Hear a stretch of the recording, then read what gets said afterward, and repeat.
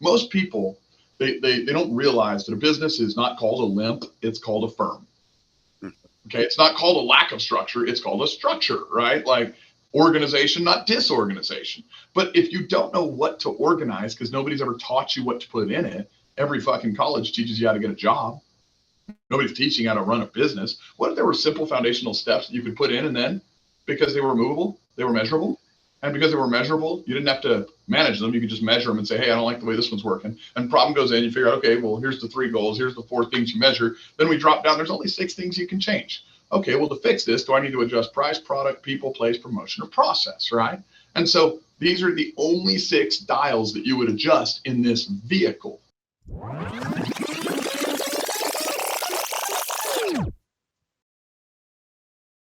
Hey everybody, welcome back to another episode of the Richer Geek Podcast. Today we have Preston Brown. He's a speaker, entrepreneur, multiple 8-figure business owner specializing in disrupting innovation and profitability scaling companies. He's an expert in finance, business, real estate, and he's directly advised hundreds of CEOs and entrepreneurs on how to grow and scale their companies. How's it going, Preston? Man, I'm having an amazing day on purpose. Michael, how you doing? Well, the same. Except it's getting closer to 100 degrees out here, so spending more time up north. But it's all good. Cannot complain. If I could, no one would pay attention to me. They don't listen when we do. That's right. Absolutely. So, give us a little bit. You're extremely successful. Take us back a few years. Story of you. I'm going to give you the 3-minute version. Yep. I normally tell this one from stage and it's an hour or 2 long, but I'm going to give you the basics. I was young. My dad wanted to be an entrepreneur. I grew up in a little trailer park outside of El Paso called Cañutillo, Texas. And my dad watched all these guys on TV and wanted that lifestyle. And he was a I will always say it wrong, metallurgical engineer by education, but hard knocks education, not college, right? He's a guy that always had a job, and he knew that the only way that he was going to cut through and get the high-paying situation was as an entrepreneur. He went out, started working in a little shed next to our house. He was making things for all the rich people. He didn't know how to bill, collect, or charge. One day, mom loses the job, the fight happens, and you know the rest. I mean, it's go collect what you're owed. I got to be the charity case. I went with him. We drove up to a house not far from where I live now. And I watched my dad, all 6'4" of him, broad shoulders. I mean, you could tell he's my stepdad. If you look at me with a giant head and the tiny shoulders, like, let's just say this man was a love bug. He adopted my ass. So he was my hero, my stepdad, but my dad by love, if that makes sense. And here's this 6'4" guy, broad shoulders, big ass dude, probably looks like you. And 5'9" guy standing in front of him. My dad could have killed him with a napkin, and I knew exactly what was going to happen. He was going to demand what he was owed, and we were going to go home and everything was going to be good. It didn't go that way. Shoulders slumped forward, demanding went to asking went to begging. My dad took money from this guy, a wad of cash out of his pocket. My mom, she was the gal that, no BS gal, she told him, she said, hey, if you don't collect what you're owed, you're not a man. Real man feeds his family.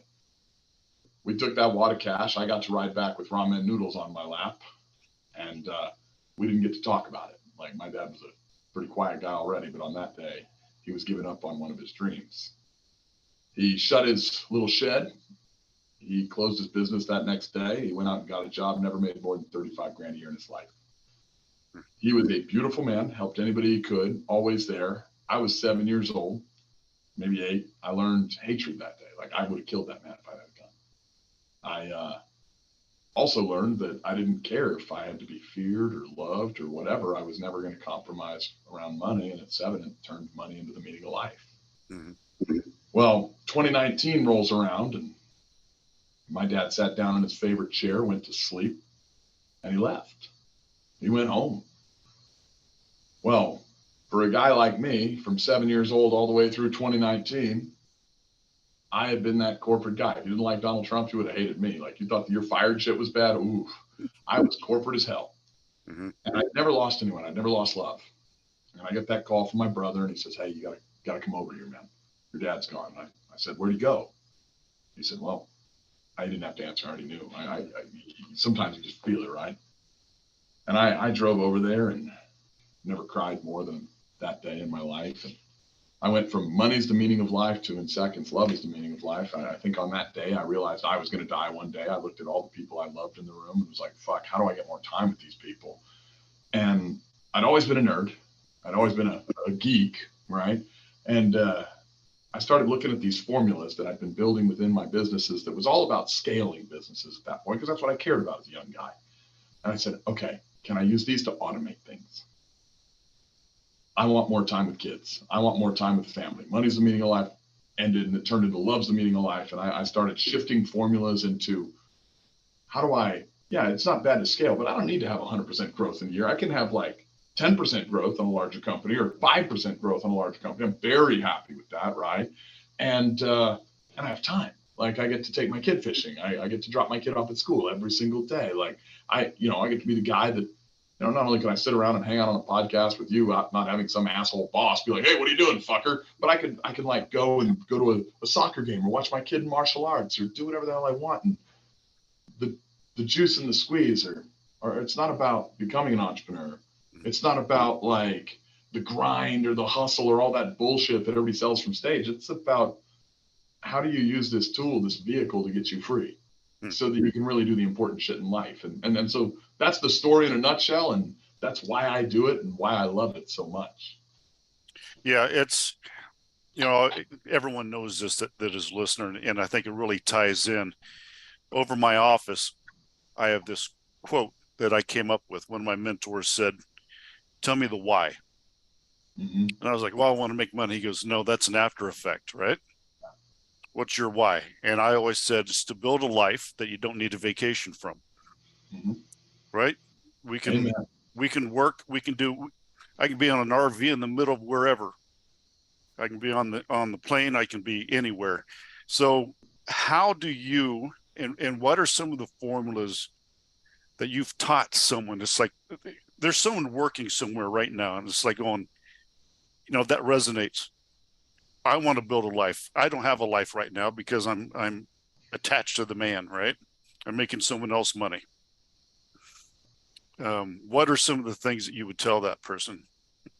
So one, there's a very simple premise that I would give every entrepreneur. And if you can buy into this, then you're going to solve everything. In fact, I'll give you a few. One, the most important skill set you're ever going to have is learning. So right there, learning is number one skill set. And the meaning of life is problems. Okay. And this is leading up to something. So problems are gift. They're gifts, period X. Okay. Your greatest strength and your greatest weakness are normally going to come from the exact same place. Thank you, brother. And if you look at like childbirth over the last 40,000 years, we all love kids, right? That's the leading cause of death for women over 40,000 years. Well, that's a fucking problem. And, if you look at the greatest moments of life, it's overcoming adversity. So that's another word for problems. And if you look at, hey, I'm a Christian. I don't push my religion on anybody, but it says in the good book, I knew you before you were born. So I think that when we leave here, we go home. Mm-hmm. And so, but the process is called death. And I don't think anybody enjoys that process. So let's call that a problem too. So what if the meaning of life was figuring out how to accelerate life and even have joy through problems? And so for business, what I did was I came up with this. You can see it on your screen, but I'll go over it with the folks for the call. It's a problem-solving formula, and it's a filter. You take your problem and you dump it into the top. And it filters through like one of those little balls at the arcade that has all the sticks it bumps into, and it comes out at the bottom and tells you what to do, okay? And so the biggest problem we have in the world is we think we shouldn't have any problems. And this problem-solving formula says, okay, well, let's bring problems in, let's get closer to them, and let's study them. Like you'd study your Bible, you'd study your wife if you love her. What if you studied your problem? What if you studied not only the problem, but maybe the problem that caused the problem, and then you started figuring out all these details, and you said, okay, well, what are some constants? Mm-hmm. Well, every business has 3 goals. This is a constant, right? So 3 goals. 1's alignment, 2 is simplicity, and 3 is foresight. And alignment and simplicity, these 2 are what I call the twin sisters of optimization. So it's optimization energy. Foresight is being exceptional. If you're a startup business, you have to be exceptional. And then you start becoming more successful. And then you hit this glass ceiling, this brick wall. And until you figure out how to become more optimized, you're stuck. Why? Same reason that if the engine in your car, which is a very optimized machine, cranking over, turning, if it made one fucking exception, which is the root of the word exceptional, your car would not go anywhere.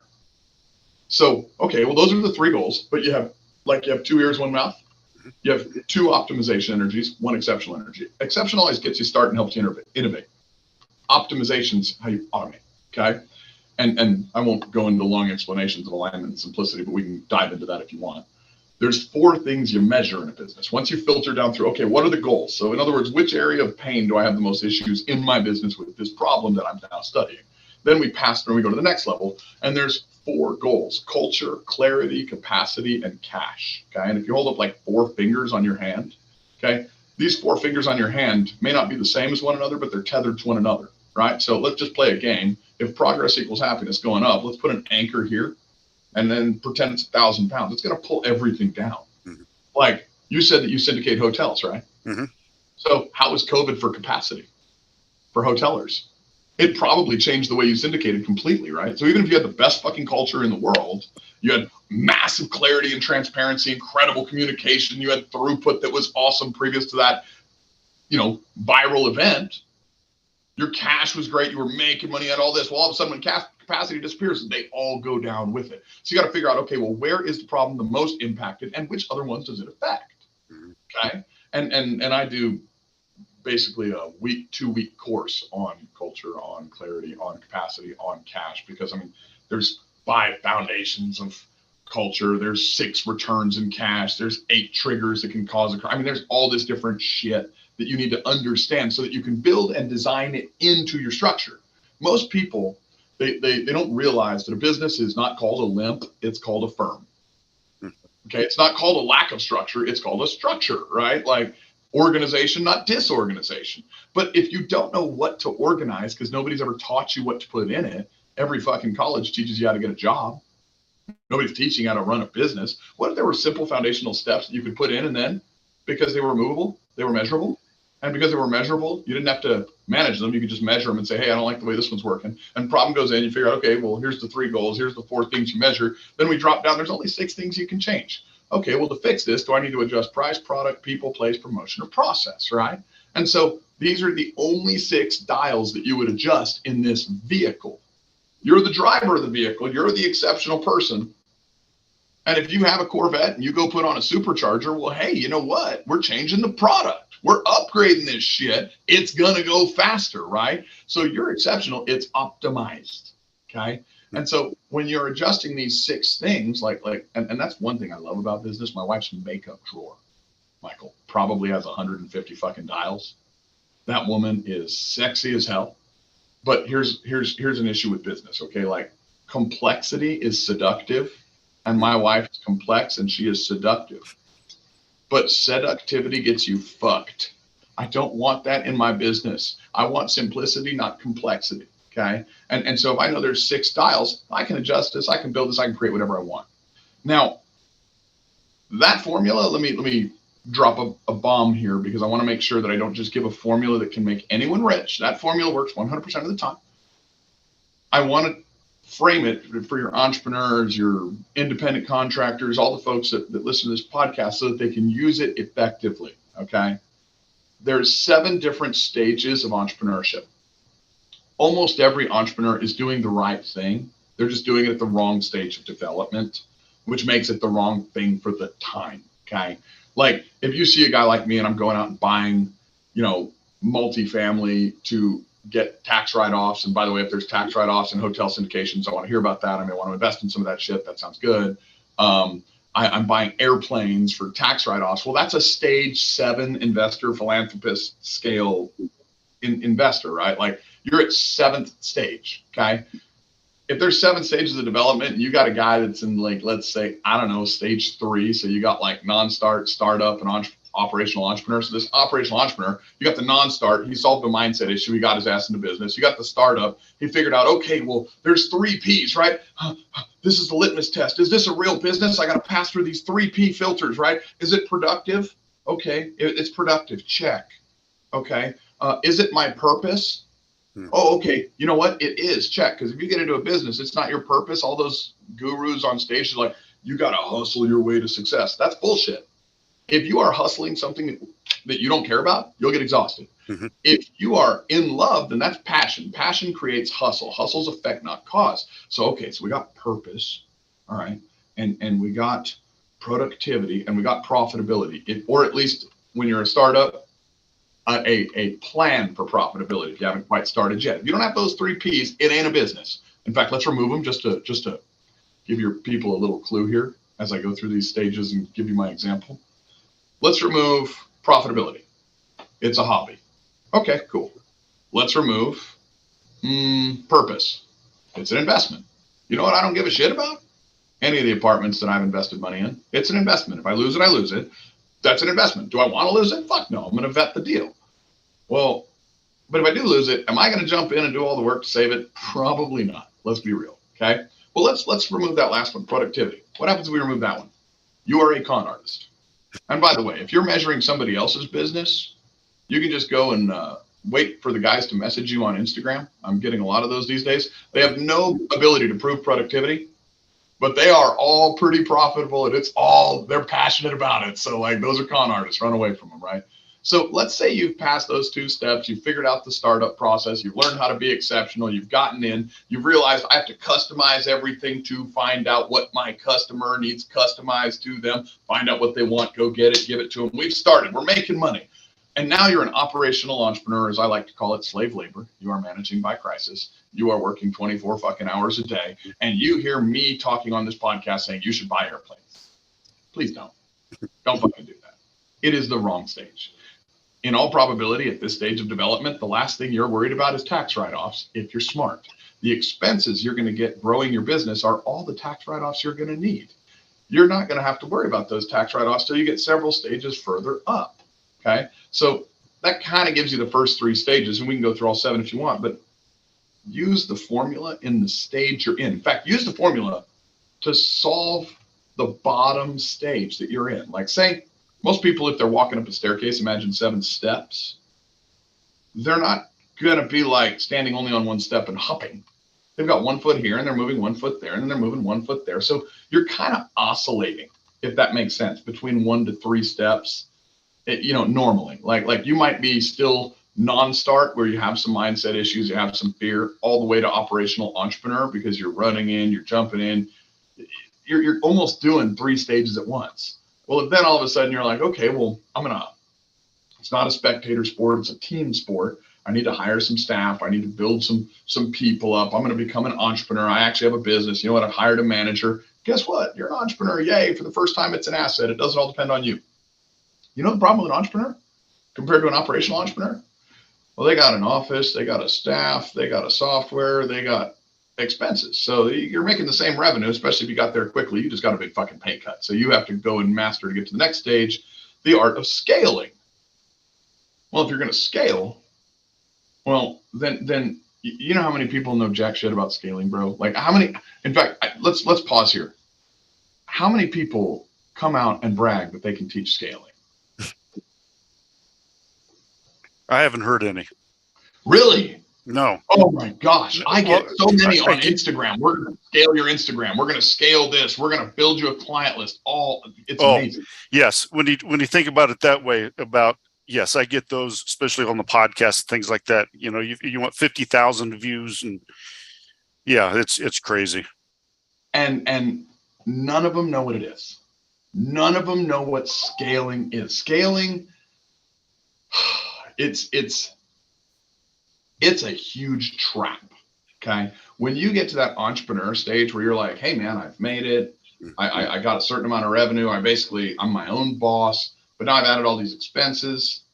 What have you already scaled by grabbing a staff, grabbing all these folks? You've scaled your capacity, right? Like you should, in theory, be able to do more than you did because there's more than you, right? Mm-hmm. Hopefully you learned, hey, let's stop being exceptional. Let's stop customizing new things. Let's get 1 to 2, maybe 3 product offerings. Let's have 2 or 3 niche customer targets that we're grabbing. And let's not scale this way. Let's scale this way, right? And so hopefully you figured that out, and that optimization is the key. If you have, then you've scaled capacity. So then after you scale capacity, you have to move to the next dial. Like the clock cannot be at midnight and 3 at the same time. It can only be at one time at the same time, right? So this is how scaling works. If you've scaled capacity, move to the next step. There's a new chapter. And then you scale to, all right, let's increase sales. And why are you increasing sales? Well, you're increasing sales to increase throughput, to pay for capacity, to generate more margins, et cetera, et cetera, et cetera, right? Mm-hmm. Well, once you've scaled sales, then you move to scaling, and you have to leave scaling sales to scaling your brand. Okay. So you've gone capacity, sales, brand. See what I'm saying? And you can't stay in each one. And I'm not saying you're stopping selling, but you as the owner are automating teams to do this first, then you're going here, then you're going here, then you're going here. And you can't be married to two wives at once. One of them will kill you. Okay. Now you can divorce one and go to the next. And so you have to kind of be in that focus because it's this giant balancing act. Mm-hmm. So it always goes sales, brand, margin, capacity. Sales, brand, margin, capacity. Sales, brand, margin, capacity. Just like noon to 3 to 6 to 9 to midnight to noon, and so on, just like a clock, right? When you're scaling capacity, and this is one of the traps, and I start asking these questions to everyone who's like, oh, I can scale this because I have fun with it, right? Like, okay, well, tell me about how you're going to do this. Oh, well, I'm going to do, and they'll start talking about maybe the marketing piece, but they won't understand that they'll have to go to the sales piece. And they won't understand that in the sales piece, there's certain deliverables you got to meet for the product promises in the sale. And then they won't understand that there's billing pieces over here. They might have one piece of a longer formula for throughput, and they don't understand scaling. Well, as you go through these 4 stages of scale, you increase top line. Bottom line increases marginally, but not the same that top line did, right? Like your 10th syndication, you probably weren't paying some of the soft costs that you were paying for your first, right? Like, so like you already had trained the team. You don't have to repay for that shit. Like you might have certain costs that you're doing, but like as you scale, cost increases go up slower than top line. Okay. So you're going to see boom, boom, boom, boom, boom. And it keeps going up on top line, slightly up bottom line, up on top line, slightly up bottom line. And you're going to see yourself increasing. Oh, my CTO's phone is making noise. Let me turn that off. I didn't realize you left it in the room. Sorry about that. And so eventually what you're going to find is that as you're going through this process of scaling, going from entrepreneur to operational megapreneur, okay, which is normally where you go from say a home flipper to a home builder, or a home flipper to a hard money lender. There's generally a pivot and you've mastered scaling, okay? Eventually you start seeing, okay, well, yeah, we raised top line, but bottom line goes up a lot more, which means expenses went up far more than what they should have based on previous revolutions of the scaling cycle. And this is an indicator. This is where a lot of people die when they're scaling in the megapreneur phase, because they don't understand that just means that the plate overfilled. You now have leaky buckets. No different than you replaced yourself an entrepreneur with I'm going to say a manager, but we should probably call it a measurer. Now you've gotten to a higher level, and you need to start building in C-suite executives. And your CEO level, if you've gotten here. So you need normally like a CFO, probably taking the finances off of you, probably a COO, taking some of the operations, the hiring, the firing, the measuring, the job descriptions, the write-ups, whatever, okay? You might want to get a technology officer. Like right now, I mean, holy shit, I am working on things with my new tech officer that we've got some softwares that we're putting together because of the synergies between our businesses that we think might revolutionize some industries. And you might go from playing the millionaire game to the centimillionaire billionaire game real quick, because if you've ever played Cash Flow, the Robert Kiyosaki game, like I never understood. You get out of the rat race and the money gets so much bigger. And then I got into production home building and I was like, oh, okay. Like, wow. Okay. And so if I value a neighborhood, it's probably like a hotel compared to a home flip, right? If I value a neighborhood instead of a house, oh, well, that's 15 million. That was 50. Holy, okay. Can I do 10 neighborhoods, right? And so kind of the same thing. Well, as you get those C-suite executives, you've graduated now into megapreneur, buy your Ferrari, congratulations, you have a life, you have a new business partner though. His initials are IRS. It may stand for Internal Revenue Service, but most people just think it's I really suck, okay? He likes to regulate you, he likes to take half your shit, okay? And so then you start saying, oh, well, how do I solve problems in this stage? And that's where people should go and find folks like you. I mean, I don't know the tax benefits of hotels. In fact, once you said that, I was like, man, I'm going to pick on this guy's brain a little bit too. So you can share some of that with me maybe. But on multifamily, that 100% bonus depreciation last year, 80% this year is pretty freaking good, man. Yep.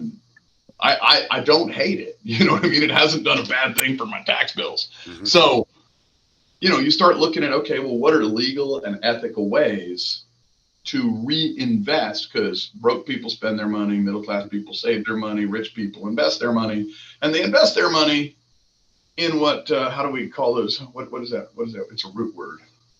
Multiple ticks. It's politics, politicians. Okay, multiple blood-sucking arachnids. So we all know what I think of that. They will come out with all sorts of bullshit pork that they put into bills that, because the government doesn't have any money. What they really need is for rich people to invest their money into shit that the politicians promise so that they can extort votes out of unsuspecting people, unfortunately. And when they do that, what they do is they write tax breaks into the tax code. I mean, you kind of wonder why Paul Pelosi outperforms Warren Buffett every year. You kind of wonder why so many of those politicians don't pay taxes. Probably because they read the tax code they write. Well, your billionaire buddies do too. And so you can do the same shit if you are a big nerd like me, or have friends and know how to get those nerds to tell you what they're doing.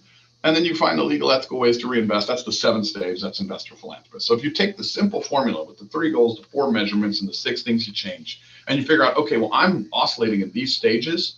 Let me solve my problems at the bottom stage. You are going to naturally advance very quick. Anyone can become a decacentimillionaire in a 5-year process. Anyone. They're like, making money is fucking easy. Now, if you try to do it the wrong way, like look, say you're like, somebody tells you anyone can find the right girl, anyone can find the right woman, and then they tell you, but what you should do is take her bowling, grab beer, and tell her to wear lingerie on the first date. Probably bad advice. Maybe not going to be a keeper. You know what I mean? If she even shows up. So like you should probably know the steps. Most people are trying to do the wrong shit to get to the right place, and that's the only reason they're not getting there. Yeah. So it's very interesting what you're saying. So before we wrap up, it's been absolutely fantastic.